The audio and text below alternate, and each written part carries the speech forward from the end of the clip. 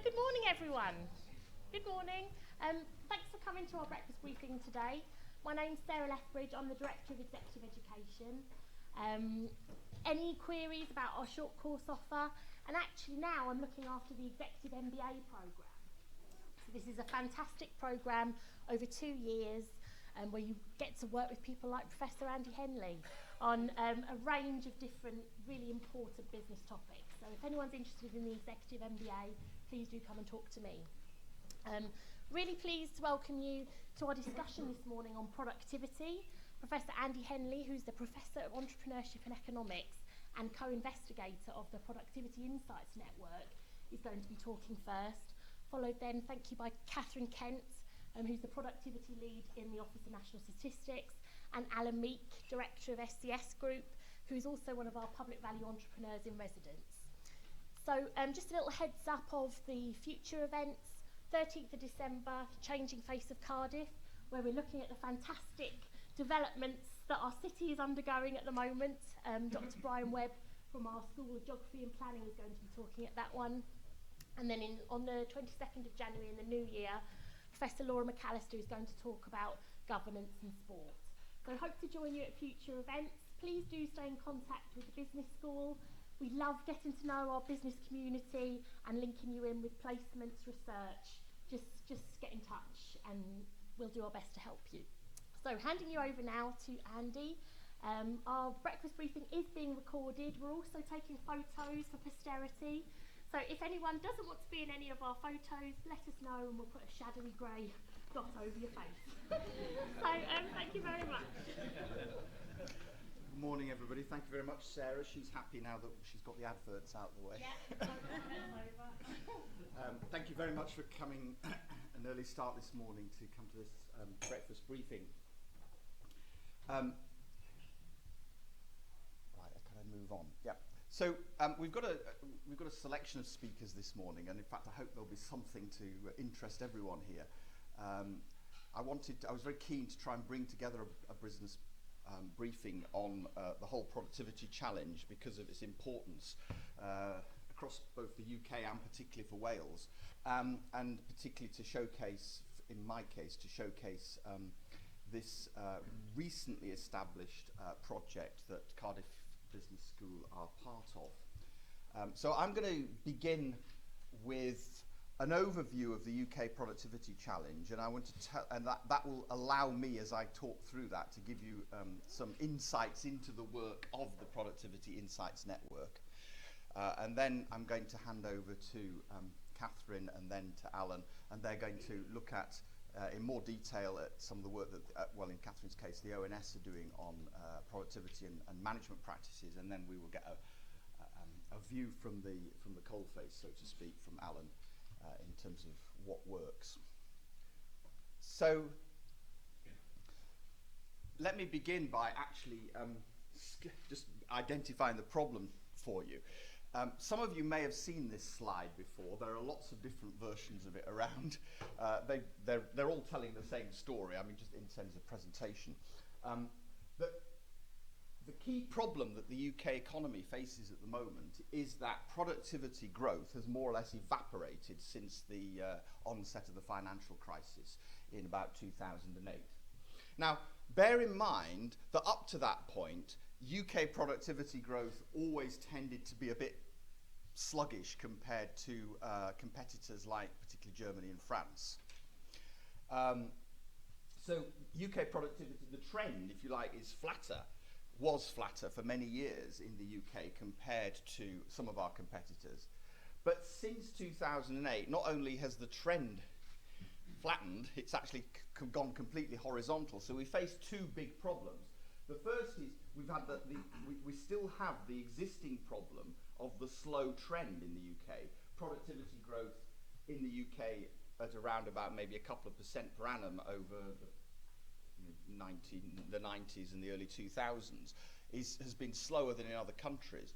But since 2008, since the onset of the financial crisis, effectively UK productivity growth has been zero.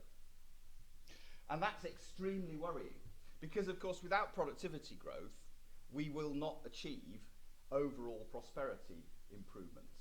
And it's no coincidence that this line here more or less mirrors what's happened to real wages for workers since. And we can pose an interesting question, which I've not yet seen a definitive answer to, as to whether slow productivity or flat productivity is causing flat wages, real wages, or whether it's actually flat real wages that's causing flat productivity growth. There are various ways, I should say, in terms of measuring productivity, and this is simply in terms of the sort of the usual kind of headline indicators of output per hour, and of course output gets value measured, so statisticians and economists get very excited about, well, have you measured it properly and all the rest of it, or output per worker. There are other ways of measuring it. Economists have this concept called total factor productivity, which tries to pick up the productivity of all of the different factors involved in the production process, not just labour, but also capital as well. And it's showing a pretty similar picture, so I won't go into much detail. So the UK's Economic and Social Research Council, which is the main government-sponsored body that funds research in the social science areas, including business and management and economics, decided 2 or 3 years ago that productivity should be a key theme for the next few years. And of course this meshes very closely in with UK government industrial strategy. And so it is established, in particular, as part of this productivity theme, is established something called the Productivity Insights Network. And at Cardiff University, we're very pleased to be part of that. The project's actually led from Sheffield University Management School, but there are about 6 or 7 universities who are core partners in it. Cambridge, ourselves, Strathclyde, Durham, Glasgow, Caledonian, Leeds, Essex, and a couple of consultancy partners who they're kind of quasi-academic bodies who do a lot of detailed research, Cambridge Econometrics and SQW.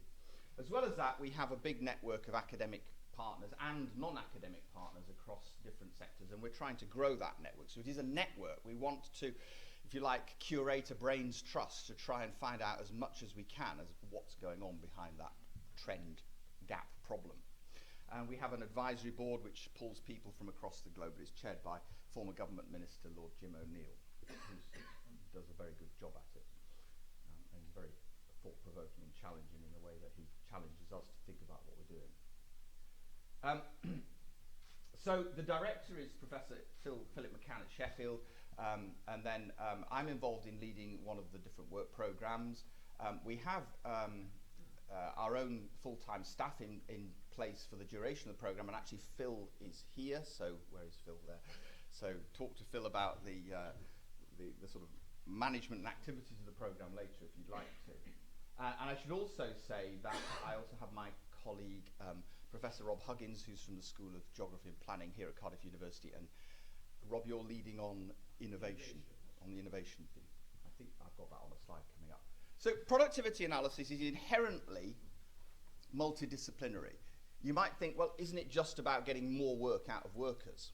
But when you think about that problem, you realise that actually getting businesses to be more effective getting more out of their people involves all sorts of different things coming together to work well. Often things that don't work well, like transport, like the accumulation of education and skills, which might be formal education, it might be on-the-job learning or lifelong learning. Technology is important, but also things like health and well-being are important as well. So these are all, as well as innovation and R&D, these are all important considerations. So not surprisingly, we have a multidisciplinary team, and we have the work divided up amongst a number of different themes: skills, employment, investment, health, innovation, which is what Robert is leading on, governance and infrastructure. And actually, as I speak, well, I think it's probably a little bit later today, but we're running an event on transport infrastructure in Glasgow, led by Ian Doherty today, so we're busy people. My own particular interests, I should say, are in the area of small business. I'm particularly interested in looking at how what's going on in terms of the small business population, of which a little bit more in a moment.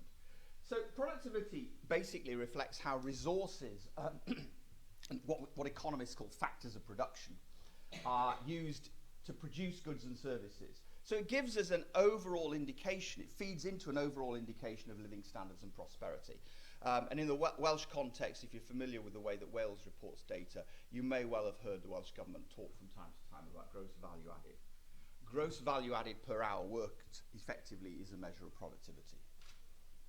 It's not the only measure of productivity. And I also appreciate, and this is becoming increasingly apparent to me as I have kind of conversations with people who are dealing with productivity in the real world, so to speak, is that actually what businesses often understand by productivity is not necessarily the same. They don't think in those terms. That may be the consequence of the outcome, but actually saying, well, how's your gross value added per worker today isn't necessarily a very meaningful question to ask a business leader. So the analytical focus then of productivity research is around things like how do we get markets to work better? How do we try and promote, or rather not inhibit, technological change? How do we get better capital equipment, better technology into businesses? And how do we get more skills and better leadership and management into businesses?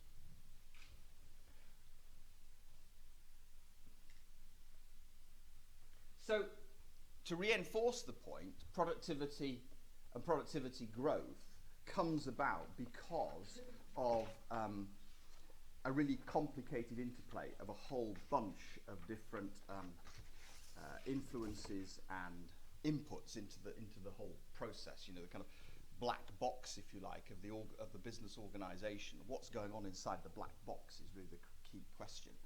And from my own sort of parent discipline of economics, I know that as a subject over many years, we've not been very good often at actually saying, well, let's have a look inside and find out how businesses actually work. So one of the other contextual factors to all of this, particularly around the area of technology and innovation, is that we have a huge amount going on in this space. The whole kind of digitization agenda is dramatically changing the sort of business landscape. It's dramatically changing the way that people interface with businesses, and it's also changing the way in which people consume goods and services. And that, you know, is we've probably only just begun to see the very beginnings of the impact of things like artificial intelligence. Autonomous vehicles may be coming down the road soon.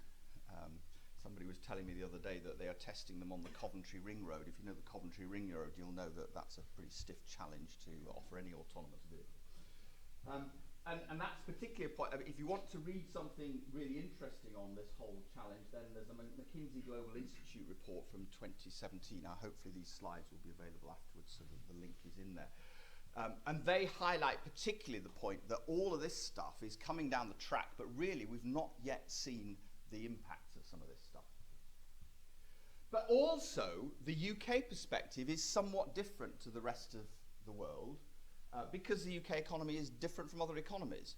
But one of the most crucial features of the UK economy is that we actually have one of the highest levels of regional disparity, in other words, gaps between rich and poor regions of any of the advanced industrial countries. The gap in terms of prosperity and in terms of productivity between a region like Wales and our capital city is much higher than you would observe in many other European or other advanced industrial countries.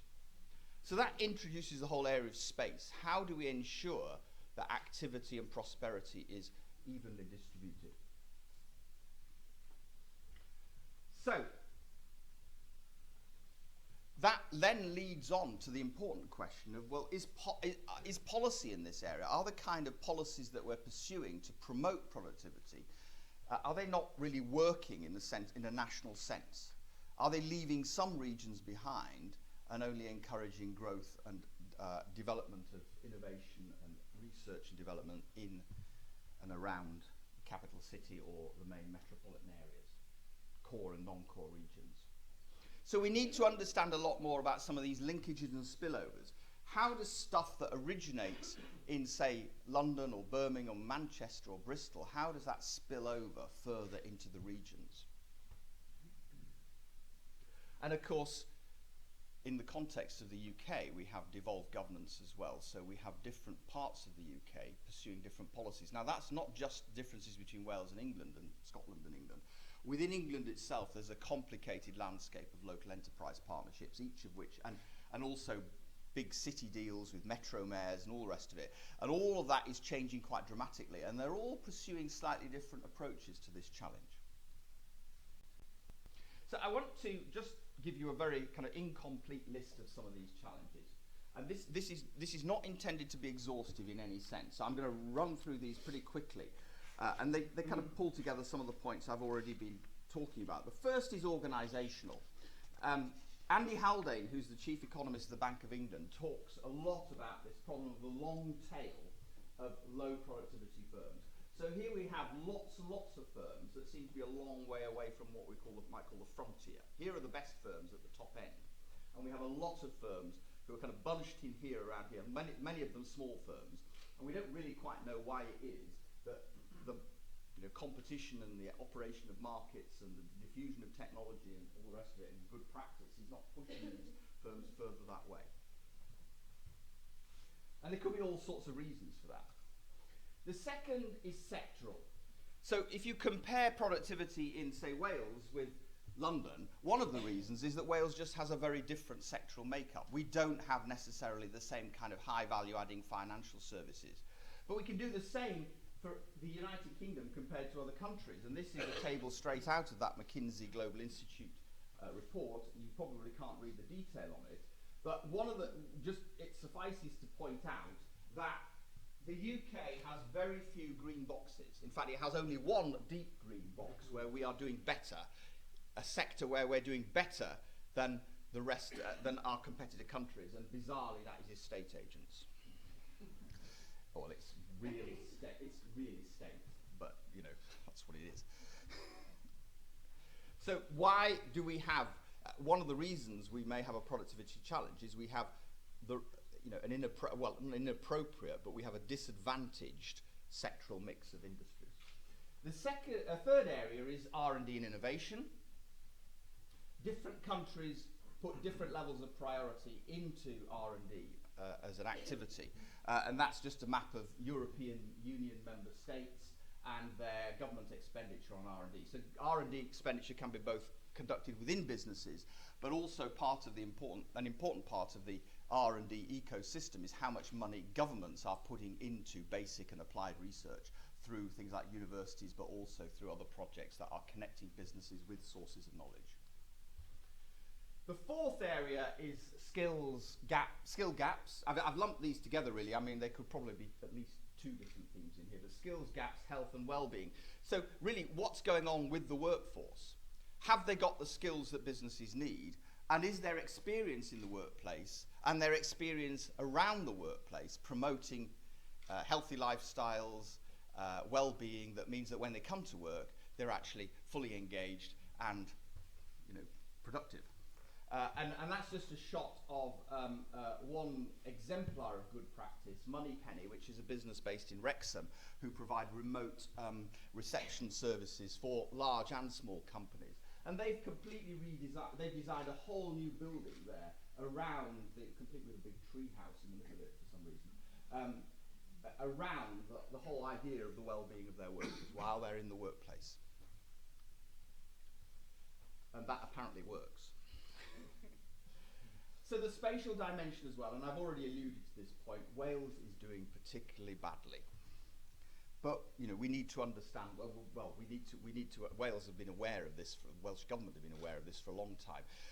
When I first started working with the Welsh government on policy advice back in 2002, we were talking about the two challenges of productivity and inactivity. The inactivity challenge, the government policy has had quite a lot of traction on, but productivity has been much, much more difficult to address.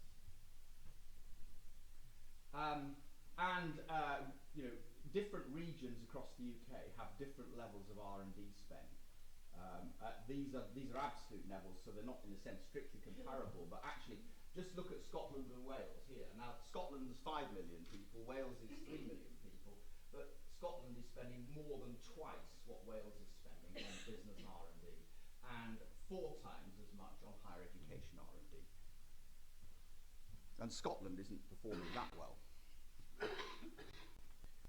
So the specific Welsh context, of course, is described in the Welsh Government's Prosperity for All, and productivity is specifically highlighted in there. And the key phrase that I've highlighted here is that Wales faces a productivity issue with output per worker worked in Wales the lowest of all UK nations and regions. So Wales is really right at the front and centre in terms of this challenge, because we have to understand the lessons from the UK context, but we also have to understand why is it that Wales is actually lagging behind the already lagging UK context. So the vision of the Productivity Insights Network is to build a network of stakeholders who have got insights to share and are committed to trying to identify solutions to this challenge. So that means all of you guys, ladies and gentlemen, and to address and identify the kind of key questions. So we've been doing a lot of work in trying to scope out what we know and what we don't know, where our gaps in the knowledge are in terms of all of these different themes. To engage with non-academic partners, then to produce new insights. And to foster an interdisciplinary dialogue between people who have different insights. So, to connect people who have got an understanding of one particular aspect of productivity with others who maybe have other insights on other areas of this kind of system. And then to try and make some sense of all of that and to produce ideas as to what might work and what maybe won't work. So we're working with policymakers, we're working with businesses, and we're keen to work with each of these three groups, with intermediaries as well. And by intermediaries, I mean people like business membership organisations, trade bodies, and in the English context, the local enterprise partnerships, in the Welsh context, Welsh Government, and local authorities as well, shouldn't exclude those. So on our website, we have now produced 8 different evidence reviews. I've written the one on small business growth and productivity, but they cover infrastructure, demographics, skills and productivity, inequality and well-being, foreign direct investment and productivity, and basically scale-up businesses, trying to understand why Britain doesn't have enough of these kind of faster-growing businesses, and what we know about what makes businesses scale up more quickly. And we have other reviews coming on stream. So there's lots of stuff there. If you're interested in looking more at this topic, there's, go and have a look. It's on our website, and you can email us and follow us on social media as well. So that's all I want to say at the moment. I'm going to now hand over. I've given you a rapid kind of overview of the whole challenge, and I'm going to hand over now to Katherine Kent, who's from the ONS, and he's going to talk in detail about the work that the ONS are doing, and particularly around work on management practices.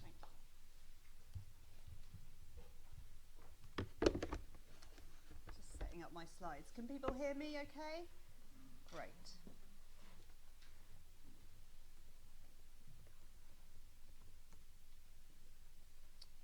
Lovely. Okay, and let's try these buttons as well.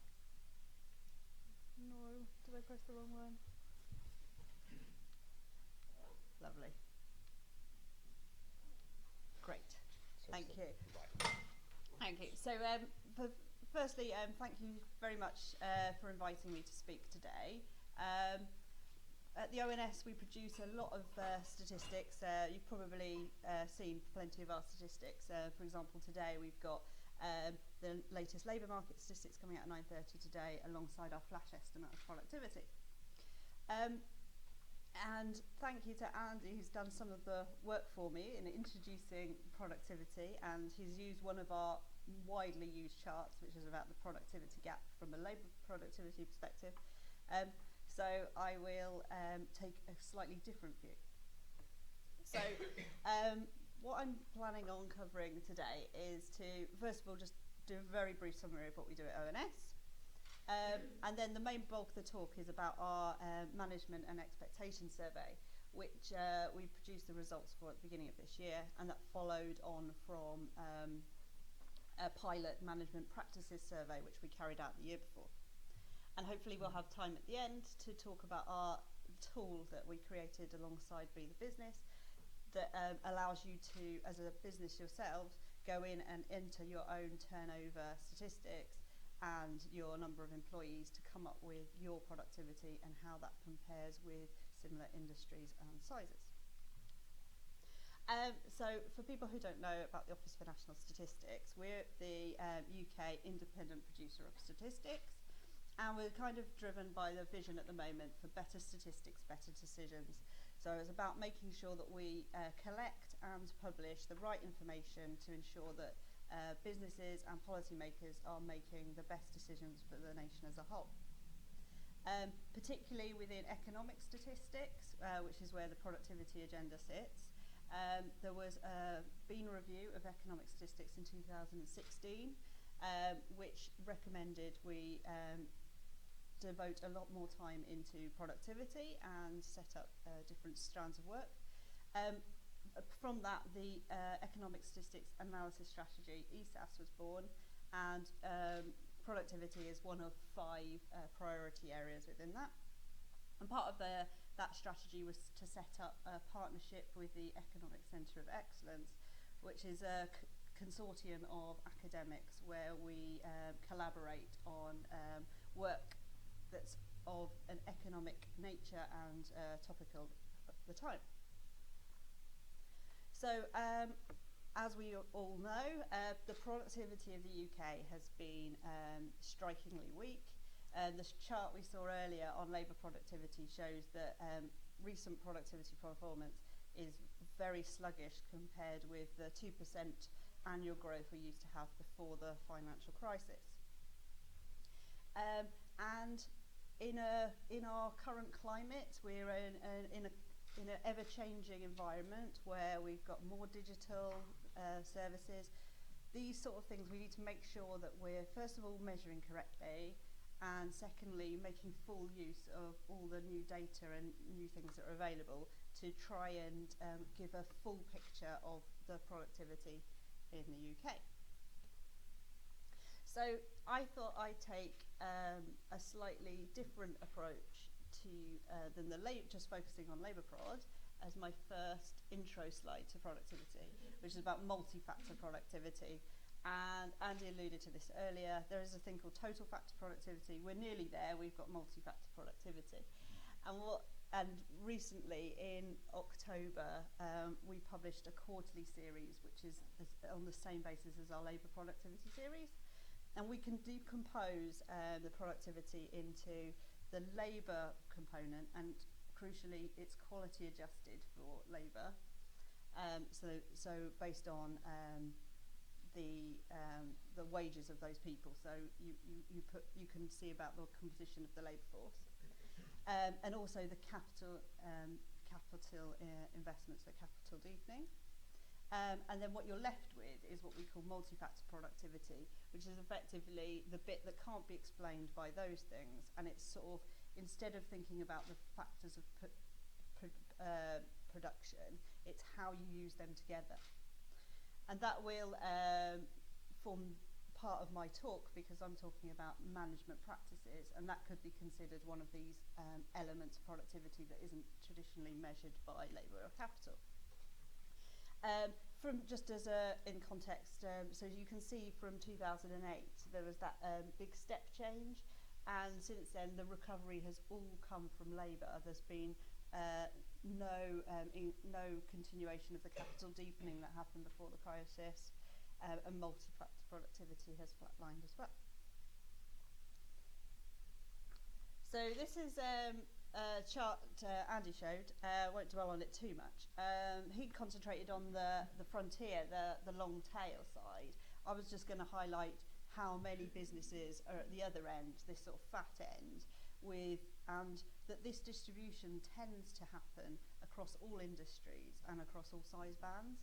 So it isn't that, so you can really drill down into industry and you still see this very disparate nature of the productivity of businesses. So what have we done? We decided to have a look at management practices. Now, traditionally, ONS focuses on the macro. For example, the charts I showed on labour productivity and multi-factor productivity. We're looking at the whole economy as a whole, so you're dividing the output by the number of hours worked at a national level. What we want to try and do, make more use of, is more firm level information, which we can get from our annual business survey, to try and get more of a micro picture. So this is why do management practices matter? This is us talking about the fact that we have all these inputs, labour, capital, loads of other things, raw materials, but management practice is really the glue that holds it all together, and being able to utilise those in the most effective way will lead to productivity growth. And the quote at the bottom there is from Andy Haldane. A lack of management quality is a plausible candidate for the explanation of the UK's long tail of companies, implying that potentially those at the top frontier are better at this than others. So we wanted to do a bit more investigation into that.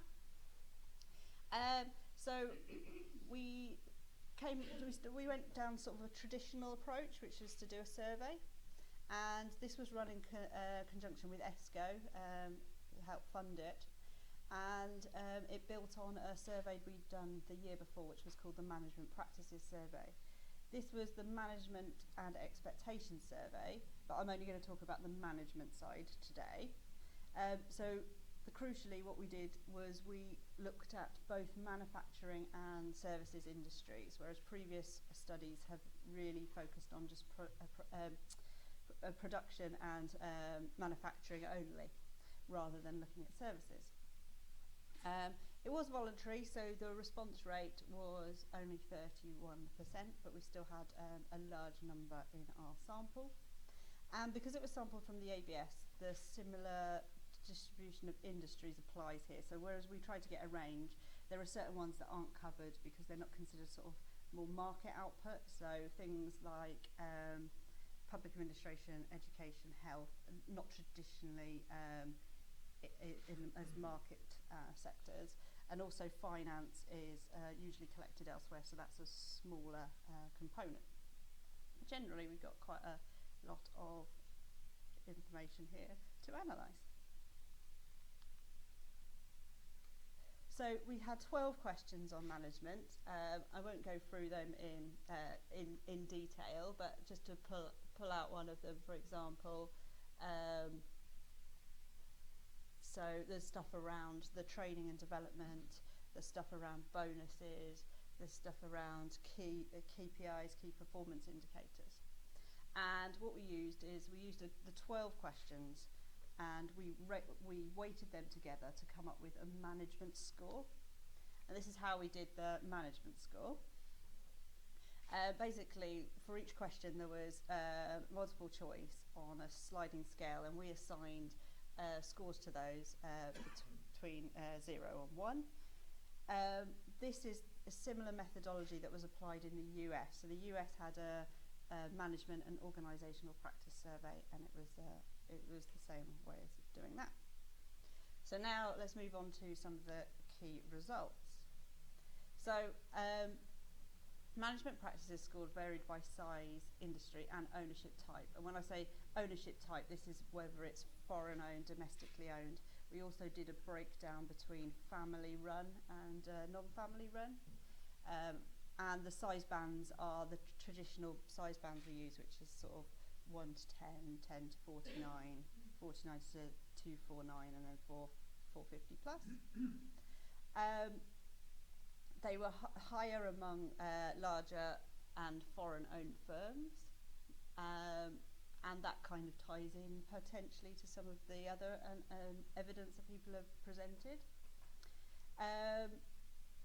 And there was still quite a lot of variation. I'll go into that in more detail. And finally, I'll pick this up in a slide in a minute, but what we did then was we did some regression analysis to see how much of this management practice score could be explained by all the underlying characteristics of the business, and link that to labour productivity.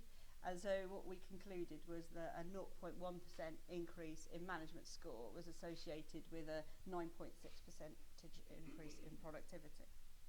So I've got a couple of results to go into in more detail. The first is around the business side. This is more descriptive statistics in the sense of what it looked like. So because of the way the number of businesses in the sample, you've got a lot of small businesses. So the overall population kind of mirrors the results for those small businesses. But what you're seeing is that the larger firms tend to have the higher scores for management practices. But at the lowest end, you've got a very wide distribution. So it isn't a case that they're moving up like that. You've just got a wide distribution for the smallest firms. But as you get to the larger, that distribution narrows and it's higher. So then this is the results I was talking about the link between management score and productivity. And what we took was the overall firm distribution and converted the increase in management score to how productivity would be increased. So from that we would see that we'd have 90, if we could move businesses up from the lower the 25 percentile to the median, we'd see a 19% increase in their productivity.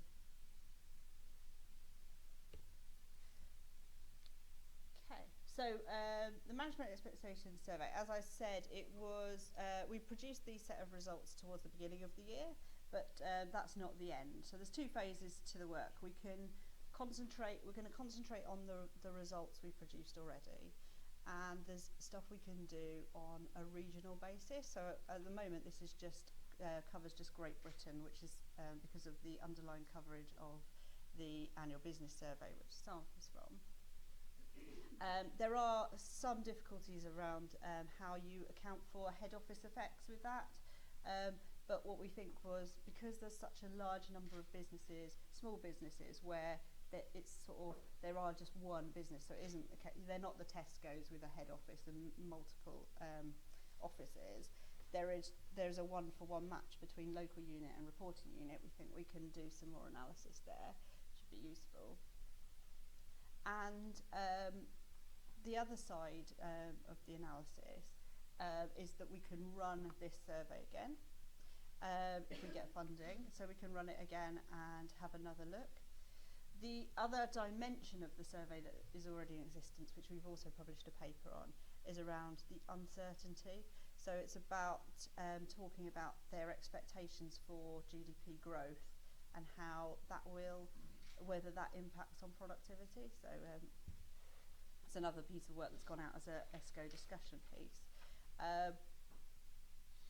Clearly, we don't know whether, at the moment, with uncertainty around the EU referendum, whether those results would be the same in future years. Okay. So then that moves me on to talking about our second piece. So this is very micro analysis. We've launched a tool on our website. So the link is there, and I'm going to try and do a live demonstration, but we'll see if we can get it to work. Effectively, you put in your turnover and your intermediate consumption, a number of workers, and it calculates your productivity. So, is there anyone here who wants to help give me some?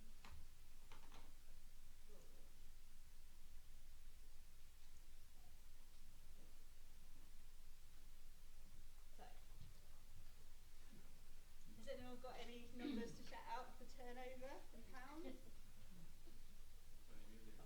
20 million, did I hear? Is that enough zeros? No. 1, 2, 3, 1, 2, 3. 20 million. Okay, intermediate consumption. So intermediate consumption is for effectively what you spend as a business on anything that's not for investment purposes. So it's like if you're if you stuff envelopes, obviously you've got the expenditure of buying the envelopes and things like that. So it's usually less. So should we say 5 million? See what I don't know what this will come up with. Does that mean there's a 15 million pound profit? No, because you've got to pay your workers as well. So how many workers do we want in this business?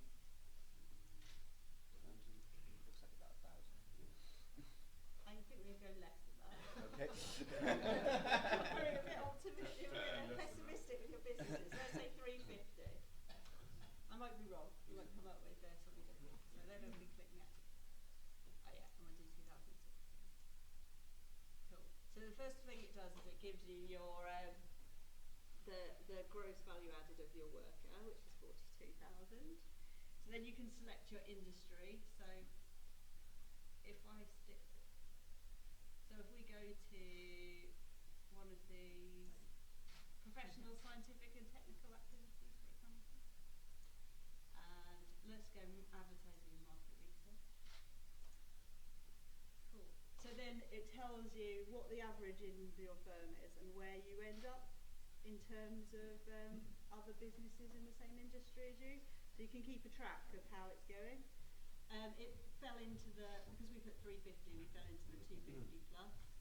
And it's saying that they should have a much higher GVA per worker than we have. Sorry, Katherine, can you have a go at less than 250? Yeah, cool. With the same numbers. Probably 200 or something. Let's do 200.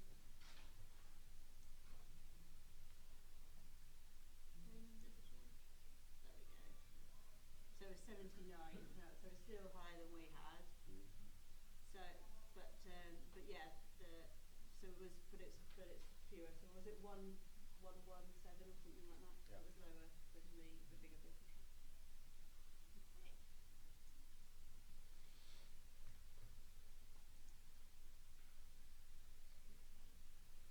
Okay. Hopefully that'll come back to us in a minute.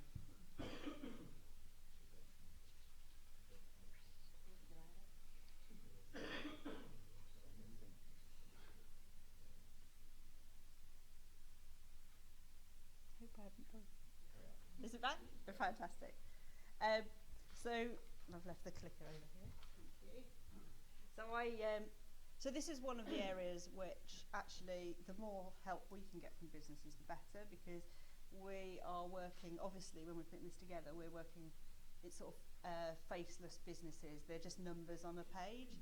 So speaking to businesses, it really sort of brings it to life. So the more experiences, if you want to sort of share with your experience of thinking, actually, that doesn't quite fit with what I'm expecting, or you've got questions about intermediate consumption, that'd be really interesting. I put one together just in case the technology didn't work, but it did, so I'm pleased about that. And that takes me to the end. So I will pass over. I don't have a PowerPoint, so Oh, I don't need that. you don't need that? So our third speaker is Alan Meek. He'll explain a bit about your company, I think. Yep. And I know that Alan's particular passion has been around the whole area of employee engagement. So over to Alan. Thank you. Morning, everybody. Yeah, when Andy asked me to talk about productivity, being semi-retired, I was not sure I was the best person to talk about it, because I'm turning into my granddad with things that used to be you did around normal life have become normal life, like get my tyres checked, that's a job for the day. Close to the cleaners tomorrow. So anyway, it was good to have an excuse to get dressed this morning. So yeah, Catherine's talk leads on nicely to what I'm going to talk about. We'll talk a bit about my experiences and how I think that relates to productivity. I've worked at my company, SCS Group, started it 26 years ago in construction. Very proud of it. It's a fantastic company. It's the best place to work. We're mechanical and electrical contractors, and we specialise in fire protection and building automation systems.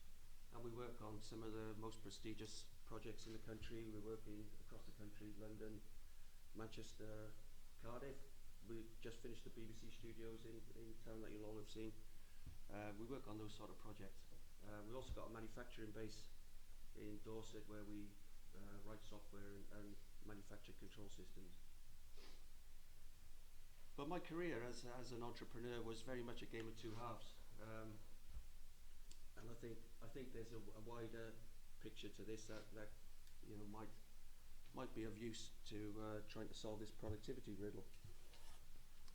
So my background was You know, I came from a very normal working class family, youngest of 4 kids.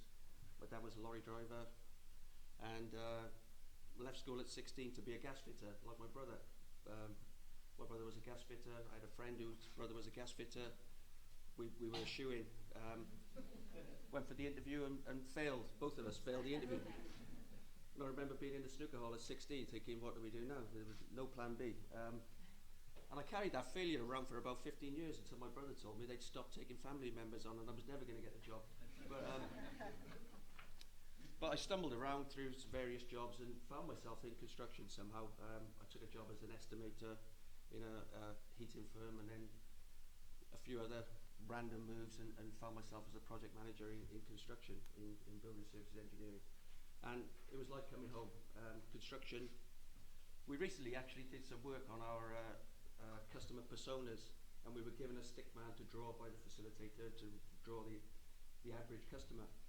And I think 5 out of 8 had Dave holding a pint of beer watching football. And that's pretty much universal. That's what the industry is. It's very kind of shouty and aggro, you know, sort of aggressive, macho. And it's not for the thin skin, but I kind of found I fitted in and found I was good at it, and somehow or other I had a career, which I never expected. You know, at 25 or 26, I had a company car, a red Ford Escort, probably a mullet and a moustache, and an ABC and the cassette player. But and I was really happy. Really happy. I had a good salary, good recognition. Worked on some big projects around the country, and would never have dreamed of starting my own business. But recession came along and ruined it, and I got made redundant in '92, working for a French company, and they closed down the UK office. And they asked me if I'd be their agent going forward. So I went into work one day as an employee and the next day as the owner. And we were successful. So we first 4 or 5 years, we started growing, took on more projects. I thought I was a fantastic manager because I was a good project manager. But as the business grew, and I guess probably we got to about 12 people in the first 4 years, about 2 million turnover. The stress grew because I was the contracts manager, safety manager, finance manager, office cleaner, whatever, and I was a very, very good project manager. You know, I think I was the best ever. But I couldn't let anybody do anything because nobody could do it like me. And so most of all, I was like a micromanager, and I had a to-do list for everybody every day, and they delegated up to me, and I did all of those things that you think a leader should do, you know. Holiday request forms, they're my pet hate. Holiday request forms. I came into work one day and nobody's in, they're all on holiday. I'm like, how did that happen? Well, you signed the forms. You know, purchase order authorizations, all the wrong fans have turned up on site. Well, you signed the form. You know, crazy, just interfering with the business really, and I was so angry and frustrated, and I felt trapped. I shouted, I threw things, people wouldn't answer their phone to me. Honestly, people who know me now who didn't know me back in those days, and we do have quite a few staff who remember the bad old days, can't believe I'm the same person. People wouldn't answer their phone unless I disguised my number. Employees wouldn't answer their phone because I was so shouty and aggressive. And I felt that I couldn't keep this going, but I felt like I couldn't go back to working for somebody, but I couldn't do this for another 20 years or I would go mad. I would practically be crying driving into the office in the morning thinking I can't face another day of this. But I did something that changed my life. I still don't know why I did it, but I did. I went on a leadership course. Something called SPG back in the day.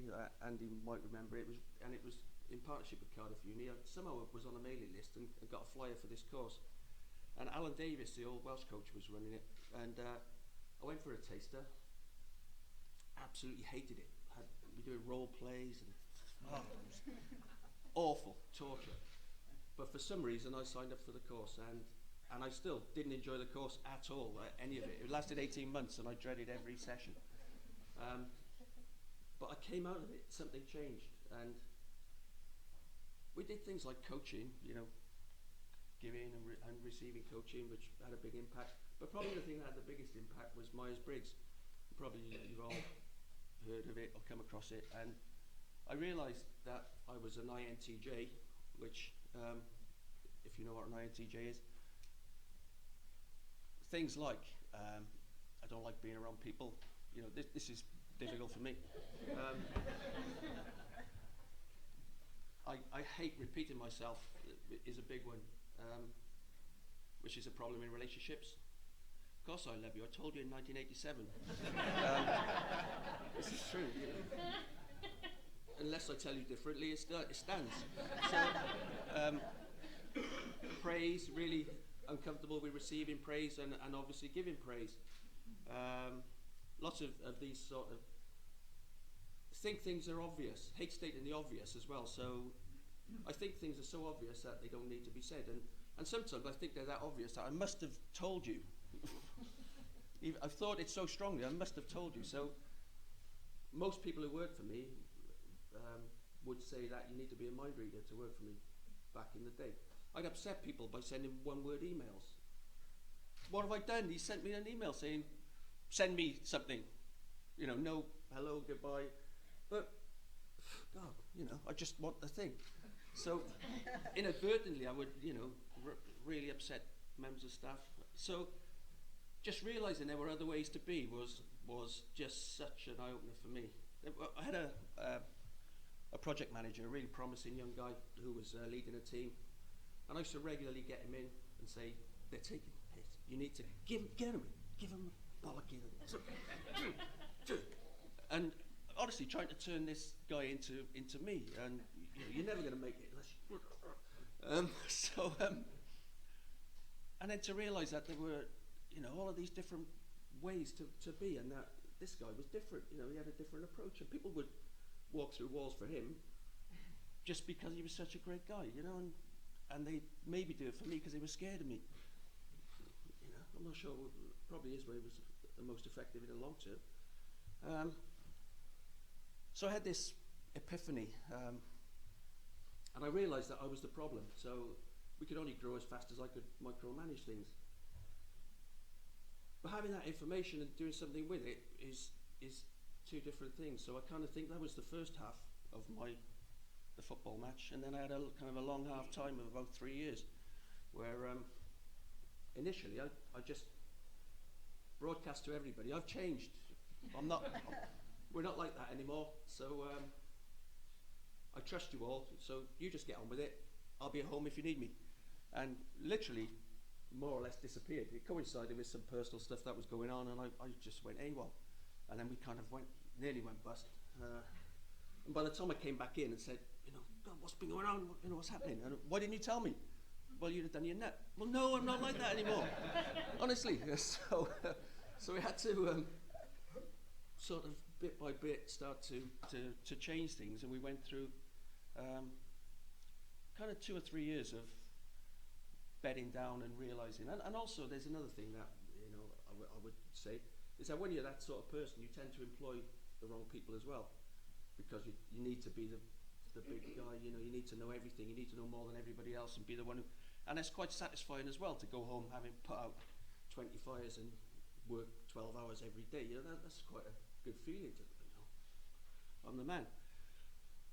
And when you start to be more, you know, more facilitative and coaching, then you need different people, because probably we had the wrong people. So there was a big sort of transition went on. And the other thing that I think I came to 2 realizations. There were 2 things that I think are important in business, and the first is a strong common purpose, because our strategy when we started was so complex. It made sense in my head, but I couldn't explain it to anybody else, particularly new people. If you've been around about 5 years, you might start to get it, why we sold this thing to that person but not to that person. Well, that's obvious. You can't sell it to them because they know. So, you know, it was a really complex model that needed a lot of instruction. So you needed lots of rules about how you performed the business. So I think we searched and scratched around and found a really clear common purpose, that we serve these customers and we do this really well. well, then you don't need rules, so people know this fits with our purpose or it doesn't, and you don't need to tell them every minute detail. And that was quite interesting. And the second one, as Andy said, was employee engagement. I'd always, cared about my staff, but didn't really show it always. But we paid people really well, and we were flexible, and we tried to be a good employer. I was just incompetent, and we hit on employee engagement, and I think this is just such a massive untapped source of competitive advantage, because, as I'd say, you pay people the same, pretty much the same to be unhappy as to be happy. You just need to put some effort in. And we use the Gallup survey. I don't know how many of you are familiar with the Gallup 12 questions. If you're not, I urge you to look at it. So the 12 questions that Gallup used to define employee engagement, and none of them are about money. They're things like, do I get the opportunity to do what I do best every day? Do I have a best friend at work? That's another good one. But then, do I have the right tools and materials or resources to do my job? They're basic things. But if you get these right, and you get engaged people, you can do fantastic things. And I think that's the biggest impact on productivity, certainly for smallish businesses. So we worked hard on those two things, and we had a strong purpose, better customer service, the best customer service in the industry, but you can only do that through having engaged people. You can tell someone to say, have a nice day, or, the rest of it. But to have them really engaged, when somebody means it, when somebody really cares about you. And that's what I think has been a success for our business. But if you looked at our business trajectory, we got up to this level and stayed there. And I think if I hadn't gone on that course, I'd still be in the room above the shop shouting like the purple farmer and throwing things around. And this is, I think, the issue for businesses. Something like 95% of businesses in Wales employ less than 10 people, last time I looked. And that's no coincidence, because you can micromanage 10 people. I don't think you can lead 50 people by having a to-do list for everybody and shouting and threatening them. And I think sometimes we get it wrong with our funding, in that there's a bit of an obsession with startups. But the biggest question is, how do you get somebody running a 5 to 10 person business that's, they've been through the first 2 years, so they're likely to stick around. How do you tell them they need to develop their leadership? They would say that's the last thing they need, probably, because they're unconsciously incompetent. But I think that's where the real benefits lie in growing those homegrown businesses so we get more of more than 4% of businesses employing more than 50 people, or 10 to 50 people even. So for me, it was it was life-changing. My life has been so much better. I'm a different person since learning those skills, and I think everybody can learn this. It's not, some people are lucky enough to be born with these skills, but if you're not, you can learn them. And the business is fantastic. I'm proud of it. I'm in the process of management buyout, and the guy I used to tell to give bollockings is now the MD, and he's a much better MD than I ever was. So I'm really proud of what's happened, and I'm really glad I went on that course. And that's it, really.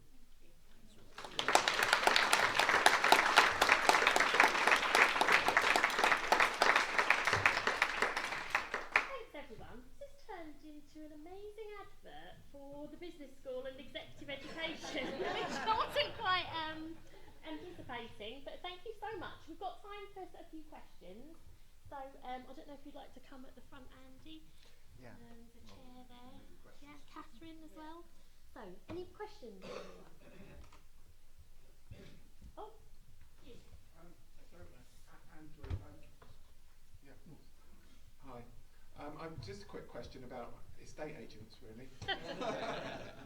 As a potential example to other parts of the UK economy. So it struck me that what might be going on there is that large amounts of capital globally are trying to find a home, and the UK is a safe place to put money. No, it's entirely an artefact of house prices, because estate agents charge commission on the basis of the value of most of them, unless you go to the purple book.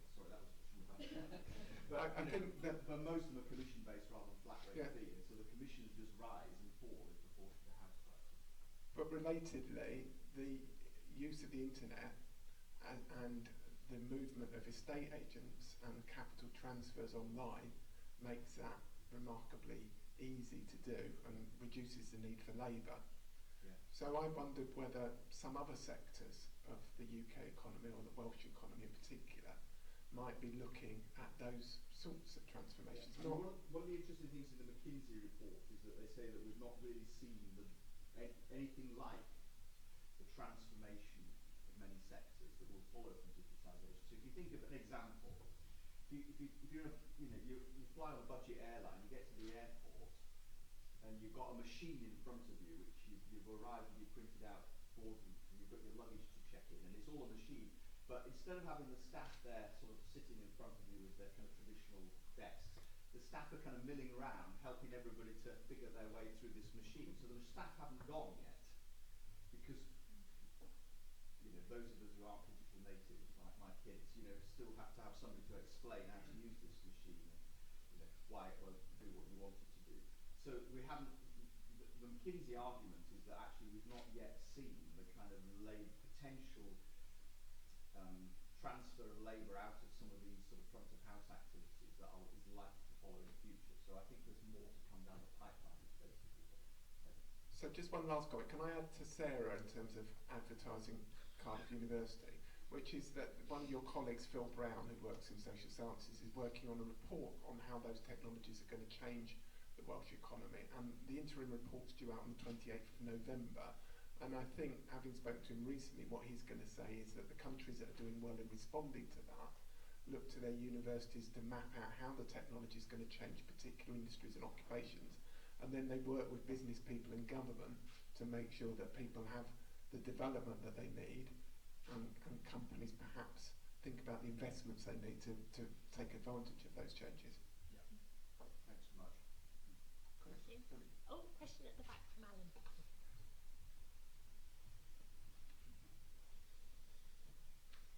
Thanks a lot. Alan Felstead, Cardiff University, School of Social Sciences, I'm afraid, not Cardiff Business School. But We're all happy, one happy to be university, here. working together. We're all a happy family, of course. It's a question, I suppose, initially to Katherine, but maybe I'd like to invite the other panellists to chip in.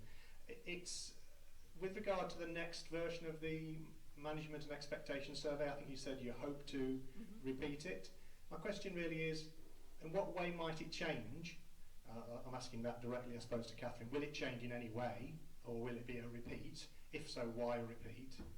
And probably to the other panellists, what else should be in it that isn't in it? Okay, so I think that second part is the crucial part. So yeah, it's not, we haven't started it yet, so there is potential there. So it is about doing something differently. So if you think about the growth from the first wave, we had the management practices survey and the extra things that we added in. We would be looking potentially about changing the sampling, look at the different businesses to ensure that we were able to do more breakdowns, like regional breakdowns, things like that. But we need some consistency. If we're going to do a score over time, we need some consistency. So you couldn't completely change the questions. But if there was things that people thought should be included, yeah, we'd be very open to suggestions. Yeah, and sorry, my colleague Jenny actually worked on the survey. So if Jenny, yeah. So our first wave mainly focused on the management questions that we talked about. The second wave, which is what Katherine presented, included questions on business expectations, on what they think their profits or turnover will be, what compared to what they think is happening in the UK economy, and does that link to management? So, if you don't think you're going to be doing very well, and you also score very poorly on management, is that related? And then this wave has also included a couple of questions on skills and education of your workforce. So what proportion of your workforce gets training, but also, has a graduate degree? Does this matter for the type of work you're doing and the type of industry that you're in? But we only have one question on that, so I think one of the things we're looking at there as well was adding a couple more skills-based questions to So we can relate all parts together. So what's your management, what sort of skills you have in your business, and what are your expectations for the future, kind of linking all of those things together. So it's Alan's document on your chair, so if you want to talk about that specifically. Well, I was going to give a plug. So Professor Alan Felstead, he's also undertaking for quite a while ESRC funded research and does surveys on these sorts of questions. So you have got a briefing on your chairs where you can read more about the kind of stuff that Alan's doing. So that's the plug. We've not got a monopoly, we don't want a monopoly of this stuff in Cardiff Business School. We're more than happy to see other people sharing their insights as well, and you've got that there. Alan, did you want to say anything? Well, I think the employee engagement would be, I don't know what's in it at the moment to say what's not in there, but it's hard unless you force people to carry out an employee engagement survey. It's a bit hard to get it, but I guess you infer it from their management practices. Could I come back on that? I mean, that's what I think is missing from that survey, if truth be told, is less on employee engagement, the kind of stuff that Alan was talking about. And I know it's taken from the MOP survey, and I think maybe to what extent I might think it might be hamstrung by that. So a future one, I would like to see more material on employee engagement, given what's been said today, its importance. I'm not sure necessarily whether the current version includes enough on that.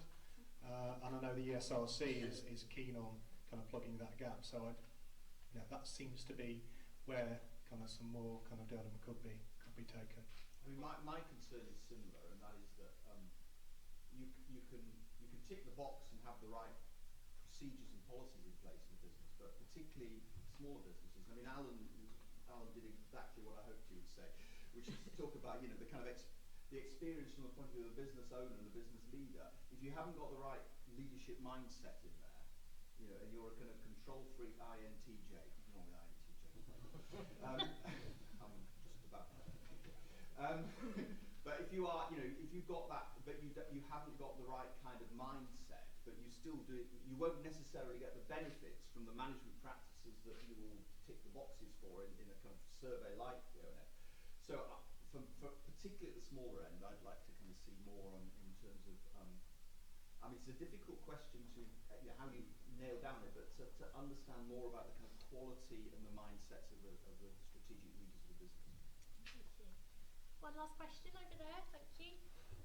Thoughts back? Sorry, John. You've got two questions. Oh, two questions. We'll sneak another one in. Felix from the ONS. This question is for Alan. It's basically to do with the productivity puzzle. We're about to see a skills shortage due to the innovations that are coming in the future. As a businessman, how do you think you're going to tackle that problem, and what will you be advised to businessmen in this building on how to deal with that skills shortage that we're about to see in the future?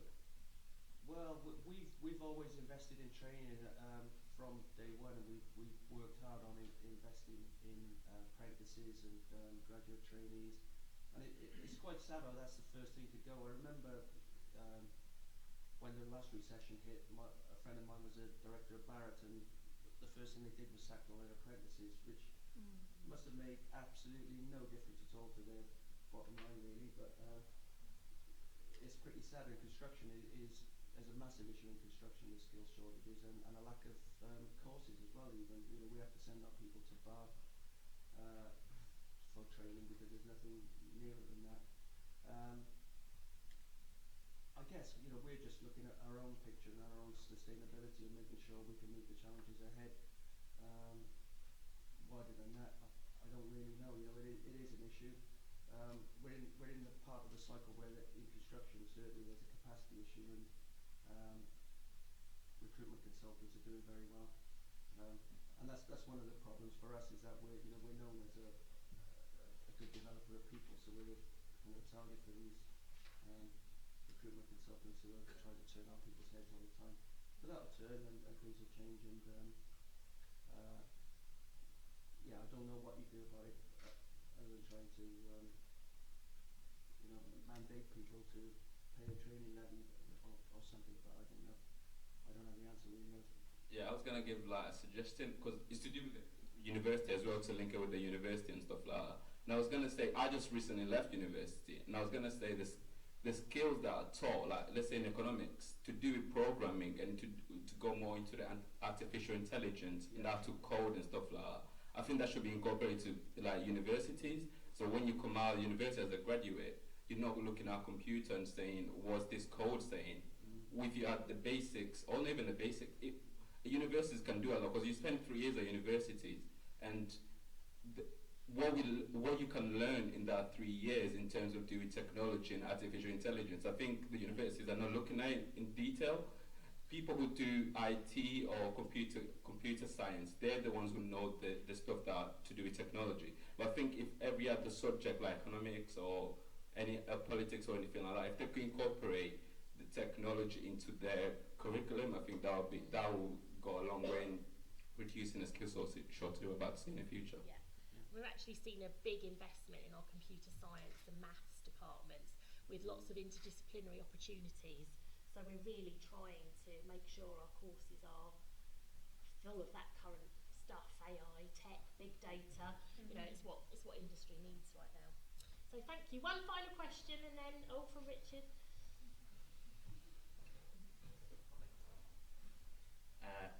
Hi, this is a question for Alan, just quickly. Yeah. You kind of posed your example of your kind of light bulb moment was being on this leadership course, and then what happened afterwards, but you didn't want to go on it.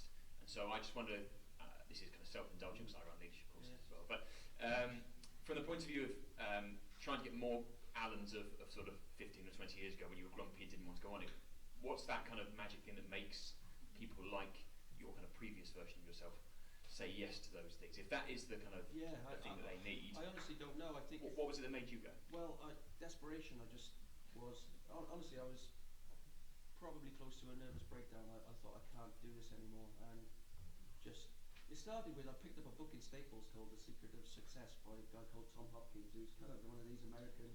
And it was affirmations, and I wrote these cards out saying, you know, I am happy, you know. And it started, because I was a really pessimistic guy before that. I was always just waiting for the next thing to go wrong. And that shifted something a little bit. And then I just started looking around a little bit more. And I think if Alan Davis, the rugby guy, hadn't been running that course, I probably wouldn't have gone. But I thought, well, I'll go because he's there, and it'll be interesting to hear what he's got to say. But it was just... Rugby. Yeah. I don't know. I wish I knew, because I think that's the biggest issue is people don't realise that there's a different future if they invest in themselves, and how you get that message across. That sounds like a challenge for all of us. Then if desperation was yours, there needs to be kind of a couple of levels before that. So thank you so much everyone for coming. There's opportunity to come and talk to the presenters after the session, have another cup of coffee if it's still hot over there, and hope to see you at a future event soon. Thanks everyone, that's great.